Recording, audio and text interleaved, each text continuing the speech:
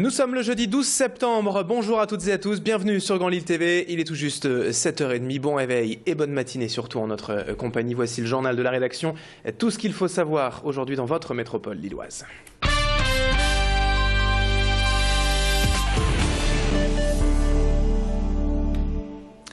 Et pour commencer, tout d'abord, ce journal, on vous présente ces images de la toute nouvelle campagne de pub de la région Nord-Pas-de-Calais. Le comité régional de tourisme vient en effet de tourner un clip de quelques minutes pour tenter de séduire de nouveaux touristes. Ce film est diffusé depuis hier dans les cinémas français afin de promouvoir les attraits de la région. Et même si nous, en tant que nordistes, nous le savons, la région possède beaucoup d'atouts, l'ensemble des Français semble tout de même passer à côté. Car dans une récente étude, 70% d'entre eux ont déclaré ne pas connaître le Nord-Pas-de-Calais. Ce clip est donc projeté durant une semaine dans 218 salles de cinéma en France. Et on écoute les explications d'Elisabeth Laurent à ce sujet, la directrice adjointe du CRT, le comité régional de tourisme, qui nous en dit plus sur l'intérêt de promouvoir la région. Aujourd'hui, on a l'ensemble de l'activité touristique nous montre qu'il y a environ entre 2/3 et 3/4 de touristes français. Mais pour autant, il y a encore 75% des Français qui ne sont jamais venus en Nord-Pas-de-Calais. Nous n'avons pas les moyens de contacter ces 75%. Il faut trier, il faut choisir.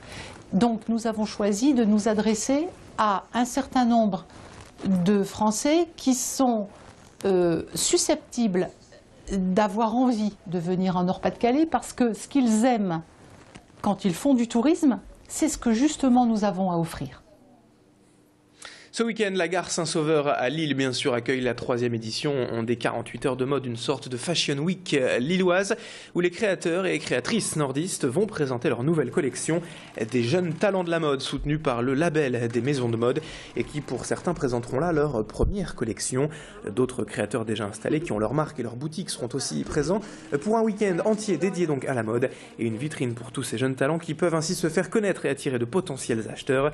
C'est le cas de cette jeune fille, Amandine Lachevny, co-créatrice de la marque House of Vice. Macha Grunessen est allée à sa rencontre hier lors de ses tout derniers préparatifs dans son atelier. Elle présentera ses collections vendredi soir lors du défilé et également ce week-end, samedi, sur son stand à la boutique des créateurs à la gare Saint-Sauveur. On l'écoute à propos de cet événement très important pour elle. Les 48 heures maison de mode, c'est aussi l'occasion de présenter sa collection au grand public, à des journalistes, à tout le monde en fait, avec un défilé de qualité, une bonne direction artistique. Voilà. Pour ce genre d'événement, ça fait, pour notre part, ça fait quelques mois qu'on travaille sur la collection. On a vraiment voulu aboutir, bichonner. Donc il n'y a pas que le défilé non plus, parce que derrière, le but c'est aussi de pouvoir vendre la collection. Donc voilà, on essaye de préparer des modèles, des créations particulières pour la vente. 7h33 sur Grand Lille TV, on enchaîne au cœur de l'actualité de cette édition avec ce reportage à Lambersart et un retour précisément sur un exemple de réussite et de réinsertion pour des jeunes sortis trop tôt du système scolaire et qui retrouvent malgré tout un emploi et un avenir grâce au football. Au club du FC Lambersart, en effet, 3 jeunes ont été embauchés récemment et occupent désormais un vrai poste tout en suivant une formation. Ces jeunes croyaient en fait réussir dans le foot professionnel mais ont dû renoncer et se sont retrouvés trop tôt sans diplôme ni formation. Leur contrat d'avenir aujourd'hui leur permet donc de jouer au club de Lambersart mais surtout de se former au métier d'entraîneur au contact des petits. L'intérêt est réciproque car ces jeunes, bien que payés au SMIC, ne coûtent que 350 € par mois au club.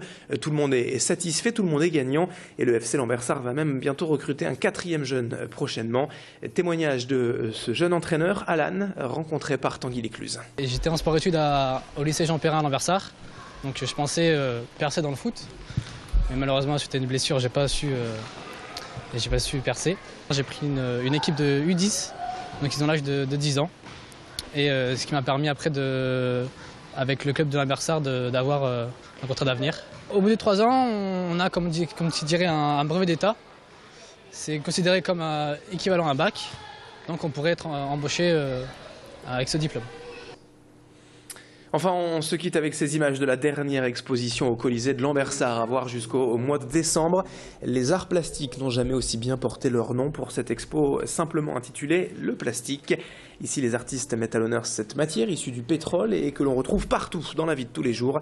Le plastique est ainsi détourné pour créer de véritables œuvres d'art sous toutes les formes, toutes les couleurs, afin de montrer les infinies possibilités artistiques de cette matière.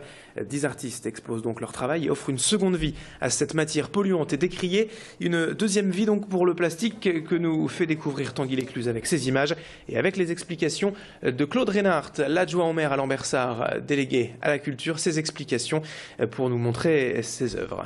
On a ici à la fois des photos où on va travailler sur le plastique, donc on photographie la matière elle-même et on cherche un travail sur les transparences, la luminosité.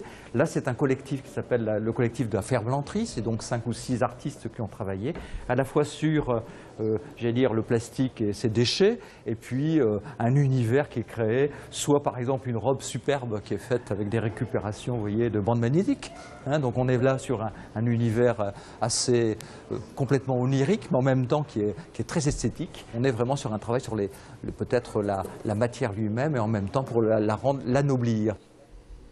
7h36 sur Grand Lille TV, très bon réveil à toutes et à tous, bonne matinée en notre compagnie, restez avec nous dans une poignée de secondes, moins d'une minute, on fait un point complet sur les prévisions météo de ce jeudi et de la fin de semaine, avec malheureusement de la pluie prévue pour les prochains jours, même si aujourd'hui ça ira un peu mieux. A tout de suite pour la météo.